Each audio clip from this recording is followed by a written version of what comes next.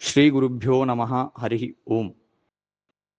ಆಸೇತೋ ರಾತುಷಾರಾದ್ರೇಃ ಯೋ ದಿಶೋ ಜಿತವಾನ್ ಮುಹುಃ ಸತ್ಯಧ್ಯಾನ ಗುರುಃ ಪಾತು ಯತೀಂದ್ರೈರಪಿ ಪೂಜಿತಃ.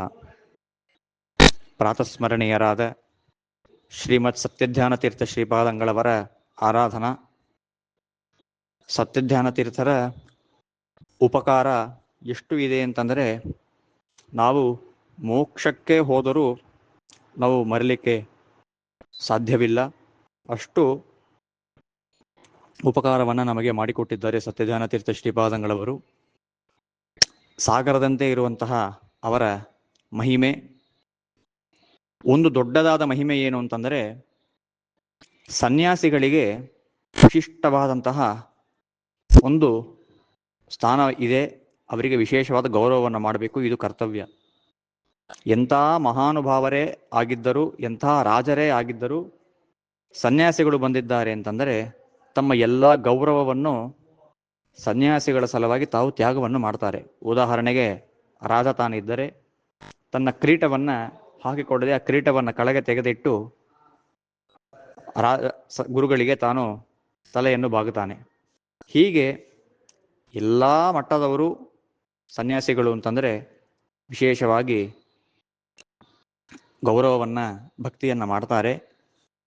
ಅಂತಹ ಸತ್ಯಧ್ಯಾನ ತೀರ್ಥ ಶ್ರೀಪಾದಂಗಳವರು ಅಷ್ಟು ಉನ್ನತ ಸ್ಥಾನದಲ್ಲಿ ಇದ್ದರೂ ಅವರು ಶ್ರೀಮದ್ ಆಚಾರ್ಯರ ಸಿದ್ಧಾಂತ ಸ್ಥಾಪನೆಯನ್ನ ಮಾಡುವ ವಿಷಯದಲ್ಲಿ ತಮ್ಮ ಎಂತಹ ಗೌರವವನ್ನು ತಾವು ತ್ಯಾಗ ಮಾಡಲಿಕ್ಕೆ ಸಿದ್ಧರು. ಕಾಶಿಯಲ್ಲಿ ದೊಡ್ಡದಾದಂತಹ ಒಬ್ಬ ವಿದ್ವಾಂಸರು ಶಿವಕುಮಾರ ಶಾಸ್ತ್ರಿ ಅಂತ, ಬೃಹಸ್ಪತ್ಯಾಚಾರ್ಯರೇ ಮತ್ತೆ ಹುಟ್ಟಿ ಬಂದಿದ್ದಾರೆ ಅಂತ ಕಾಶಿಯಲ್ಲಿ ಪ್ರಸಿದ್ಧಿ ಇತ್ತು. ಅಷ್ಟು ನ್ಯಾಯಶಾಸ್ತ್ರ, ಮೀಮಾಂಸಾ, ವೇದಾಂತ, ವ್ಯಾಕರಣ ಎಲ್ಲ ಶಾಸ್ತ್ರಗಳಲ್ಲಿ ತಲಸ್ಪರ್ಶ ಪಾಂಡಿತ್ಯ. ಅಂತಹ ಶಿವಕುಮಾರ ಶಾಸ್ತ್ರಿಯ ಒಟ್ಟಿಗೆ ತಾವು ಒಂದು ಸಲ ವಾಕ್ಯಾರ್ಥ ಮಾಡಬೇಕು ಅಂತ ಸತ್ಯಧ್ಯಾನ ತೀರ್ಥ ಶ್ರೀಪಾದಂಗಳವರು ತಾವು ಸಂಕಲ್ಪವನ್ನು ಮಾಡಿದ್ದಾರೆ. ಆದರೆ ಆ ಶಿವಕುಮಾರ ಶಾಸ್ತ್ರಿ ಸತ್ಯಧ್ಯಾನ ತೀರ್ಥ ಶ್ರೀಪಾದಂಗಳವರ ಅನೇಕ ಮಹಿಮೆಗಳನ್ನು ಕೇಳಿ ಆ ಕಾಶಿಯಲ್ಲಿರುವಂತಹ ಬೇರೆ ಬೇರೆ ವಿದ್ವಾಂಸರಿಂದ ಸತ್ಯಧ್ಯಾನ ತೀರ್ಥ ಶ್ರೀಪಾದಂಗಳವರ ಮಹಿಮೆಯನ್ನ ತಾನು ಶ್ರವಣವನ್ನು ಮಾಡಿ ಶಿವಕುಮಾರ ಶಾಸ್ತ್ರಿಗಳು ಅನೇಕ ನಿಯಮಗಳನ್ನು ಹಾಕ್ತಾರೆ. ಯಾಕೆ ಹಾಕ್ತಾರೆ ಅಂತಂದರೆ, ಈ ನಿಯಮಗಳನ್ನು ಹಾಕೋದರಿಂದ ಅವರು ವಾಕ್ಯಾರ್ಥಕ್ಕೆ ಬರೋದಿಲ್ಲ. ಏನು ಆ ನಿಯಮಗಳು ಅಂತಂದರೆ, ನಾವು ನಿಮಗೆ ಸಮಾನವಾದ ಆಸನದಲ್ಲಿ ನಾವು ಕೂಡಬೇಕು. ಸಾಮಾನ್ಯವಾಗಿ ಯತಿಗಳಿಗೆ ದೊಡ್ಡದಾದಂತಹ ಪೀಠ ಇರ್ತದೆ. ಇವತ್ತು ನಾವು ನೋಡ್ತೇವೆ ಸ್ವಾಮಿಗಳಿಗೆ ದೊಡ್ಡದಾದಂತಹ ಪೀಠವನ್ನು ಹಾಕಿರ್ತಾರೆ. ಹಾಗೆ ಸಮಾನ ಆಸನವನ್ನು ಕೊಡಬೇಕು. ನಮಗೆ ಅನೇಕ ಮರ್ಯಾದೆಗಳು ಇದೆ. ಆ ಯಾವ ಮರ್ಯಾದೆಯನ್ನು ನಾವು ನಿಮ್ಮ ಹತ್ರ ಬರಬೇಕಾದ್ರೆ ತ್ಯಾಗ ಮಾಡೋದಿಲ್ಲ ಅಂತ ಅನೇಕ ನಿಯಮಗಳನ್ನು ಶಿವಕುಮಾರ ಶಾಸ್ತ್ರಿಗಳು ತಾವು ಹಾಕಿದರೆ, ಸತ್ಯಧ್ಯಾನ ತೀರ್ಥರು ನೀವು ವಾಕ್ಯಾರ್ಥಕ್ಕೆ ಬಂದರೆ ಸಾಕು, ನಿಮಗಾಗಿ ನಾವು ಯಾವ ನಿಯಮವನ್ನು ನಾವು ಸಂಕೋಚ ಮಾಡ್ತೇವೆ ಅಂತ ಸತ್ಯಧ್ಯಾನ ತೀರ್ಥರು ತಾವು ಘೋಷಣೆಯನ್ನು ಮಾಡ್ತಾರೆ. ಅದೇ ರೀತಿಯಾಗಿ ಶಿವಕುಮಾರ ಶಾಸ್ತ್ರಿಗಳು ತಾವು ಹೇಳ್ತಾರೆ, ಇನ್ನೊಂದು ಮಾತನ್ನು ಹೇಳ್ತಾರೆ. ನಾವು ಗೃಹಸ್ಥರೇ ಆಗಿ, ಅವರ ಶಿಷ್ಯರು ಹೇಳ್ತಾರೆ, ನಮ್ಮ ಗುರುಗಳು ಗೃಹಸ್ಥರೇ ಆಗಿದ್ದರು, ನೀವು ಸನ್ಯಾಸಿಗಳೇ ಆಗಿದ್ದರೂ ನಮ್ಮ ಗುರುಗಳು ನಿಮಗೆ ನಮಸ್ಕಾರ ಮಾಡೋದಿಲ್ಲ ಅಂತ ಅವರು ಹೇಳಿರ್ತಾರೆ.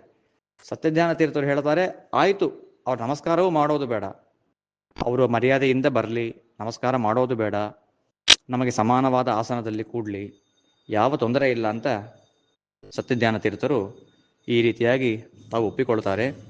ಯಾವ ಶಿವಕುಮಾರ ಶಾಸ್ತ್ರಿ ಇಷ್ಟೆಲ್ಲ ನಿಯಮವನ್ನು ಹೇಳಿದರೂ ಆ ಶಿವಕುಮಾರ ಶಾಸ್ತ್ರಿಗಳೇ ತಾವು ಸತ್ಯಧ್ಯಾನ ತೀರ್ಥರನ್ನ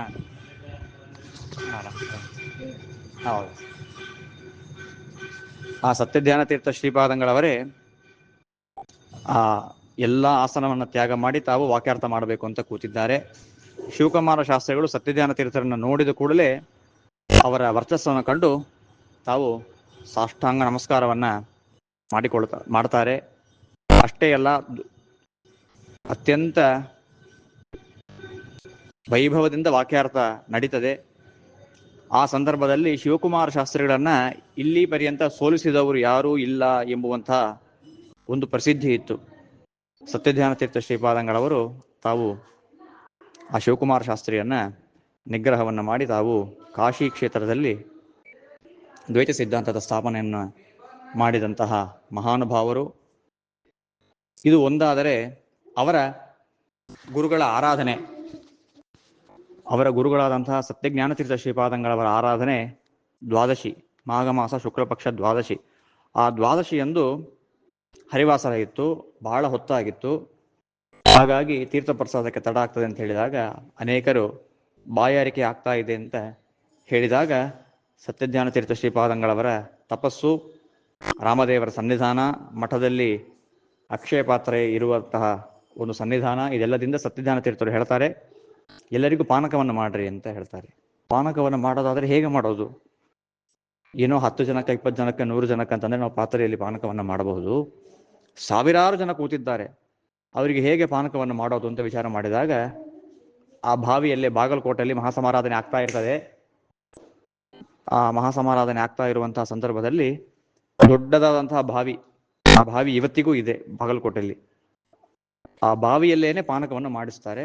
ಮಾಡಿಸಿ ಕೃಷ್ಣಾರ್ಪಣ ಅಂತ ಹೇಳಿ ಹರಿವಾಸರಾದ ನಂತರ ಅನೇಕ ಅಲ್ಲಿರುವಂತಹ ಬ್ರಾಹ್ಮಣರಿಗೆ ತಾವು ಪಾನಕದಾನವನ್ನು ಮಾಡಿದ್ದಾರೆ ಅಂತ ನಾವು ಕೇಳ್ತೇವೆ.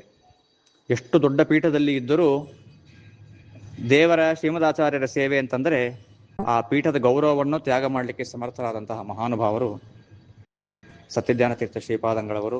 ಅಂತಹ ಮಹಾನುಭಾವರು ತಾವು ಪಂಢರಪುರ ಕ್ಷೇತ್ರದಲ್ಲಿ ವಿಠ್ಠಲನ ಸನ್ನಿಧಾನದಲ್ಲಿ ಇಂದಿನ ದಿನ ಅನೇಕ ವರ್ಷಗಳ ಹಿಂದೆ ತಾವು ದೇಹತ್ಯಾಗವನ್ನು ಮಾಡಿದ್ದಾರೆ. ಸದಾಕಾಲ ನಾವು ಅವರನ್ನು ಸ್ಮರಿಸ್ತಾ ಇರಬೇಕು. ಅವರು ಇವತ್ತು ಮಾಡಿದಂತಹ ಅನೇಕ ನಿಯಮಗಳಿಂದ ನಾವು ಸುರಕ್ಷಿತರಾಗಿದ್ದೇವೆ. ಮತ್ತೊಂದು ದೊಡ್ಡದಾದಂತಹ ಮಹಿಮೆ, ಶ್ರೀಮುಷ್ಣದಲ್ಲಿ ಉತ್ತರಾದಿ ಮಠ ಸ್ವಾಮಿಗಳವರು ಹೋದರೆ ವರಾಹದೇವರನ್ನ ಮಠಕ್ಕೆ ತಂದು ಒಪ್ಪಿಸಬೇಕು. ಒಂದು ದಿನ ವರಾಹದೇವರ ಪೂಜೆ ರಾಮದೇವರ ಒಟ್ಟಿಗೆ ಆಗಬೇಕು. ಇದು ಅನೂಚಾನವಾಗಿ ಬಂದಂತಹ ಒಂದು ಸಂಪ್ರದಾಯ. ಸತ್ಯಜ್ಞಾನ ತೀರ್ಥರು ಈ ರೀತಿಯಾಗಿ ಪತ್ರವನ್ನ ಬರೆದು ಕಳಿಸ್ತಾ ಇರಬೇಕಾದ್ರೆ ದೇವಸ್ಥಾನದ ಅಧಿಕಾರಿ ಅದೆಲ್ಲ ಕೊಡ್ಲಿಕ್ಕೆ ಆಗೋದಿಲ್ಲ, ನಿಮಗೆ ಆ ಅಧಿಕಾರ ಇಲ್ಲ ಅಂತ ತಾನು ಹೇಳ್ತಾನೆ. ಸತ್ಯಜ್ಞಾನ ತೀರ್ಥರಿಗೆ ವಿಷಯ ಗೊತ್ತಾಗ್ತದೆ. ಸ್ವಲ್ಪ ಮನಸ್ಸಿಗೆ ಬೇಜಾರು ಮಾಡ್ಕೊಳ್ತಾರೆ.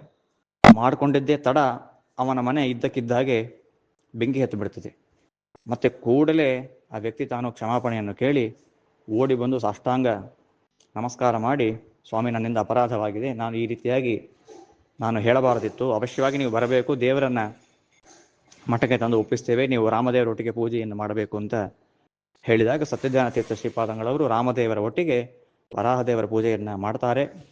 ಅಷ್ಟು ಮಾತ್ರವಲ್ಲ, ಈಗ ನೀ ಹೇಳಿದಂತೆ ಮುಂದೆ ಬರೋರು ಹೇಳೋದಿಲ್ಲ ಅಂತ ಯಾವ ನಿಶ್ಚಯವಿಲ್ಲ. ಆದ್ದರಿಂದ ಆಗಿನ ಕಾಲದಲ್ಲೇನೆ ಎಲ್ಲ ವ್ಯವಸ್ಥಿತವಾಗಿ ಫೋಟೋಗ್ರಾಫರನ್ನು ಕರ್ಕೊಂಬಂದು ತಾವು ಪೂಜೆ ಮಾಡುವಂತಹ ಸಂದರ್ಭದಲ್ಲಿ ಆ ರಾಮದೇವರ ಪೂಜೆ ವರಾಹದೇವರ ಒಟ್ಟಿಗೆ ಆಗುವಂತಹ ಆ ದೃಶ್ಯವನ್ನ ಫೋಟೋ ತೆಗೆದು ಅದನ್ನ ರೆಕಾರ್ಡ್ ಆಗಿ ಮಾಡಿಡ್ತಾರೆ. ಸತ್ಯಜ್ಞಾನ ತೀರ್ಥರು ಮಾಡಿದಂತಹ ಆ ಒಂದು ರೆಕಾರ್ಡಿನಿಂದಲೇ ಇಂದಿನ ಪರ್ಯಂತ ರಾಮದೇವರ ಪೂಜೆಯ ಸಂದರ್ಭದಲ್ಲಿ ವರಾಹದೇವರ ಮಠಕ್ಕೆ ಬಂದು ಪೂಜೆಯನ್ನು ಸ್ವೀಕಾರ ಮಾಡ್ತಾ ಇದ್ದಾರೆ. ಈ ರೀತಿಯಾಗಿ ಒಂದಲ್ಲ ಎರಡಲ್ಲ ನೂರಾರು ಮಹಿಮೆಗಳು, ಸಾವಿರಾರು ಮಹಿಮೆಗಳು. ಆ ಯಾವ ಮಹಿಮೆಯನ್ನು ನಾವು ಪೂರ್ಣ ತಿಳಿಲಿಕ್ಕೆ ಸಾಧ್ಯವಿಲ್ಲ. ಆ ಗುರುಗಳು ವಿಶೇಷವಾಗಿ ಅನುಗ್ರಹ ಮಾಡಲಿ ಎಂಬುದಾಗಿ ನಾವು ಅವರಲ್ಲಿ ಅಂತರ್ಯಾಮಿಯಾದ ಭಗವಂತನಿಗೆ ಪ್ರಾರ್ಥನೆಯನ್ನು ಮಾಡೋಣ. ಹರೇ ನಮಃ. ಶ್ರೀಕೃಷ್ಣಾರ್ಪಣಮಸ್ತು.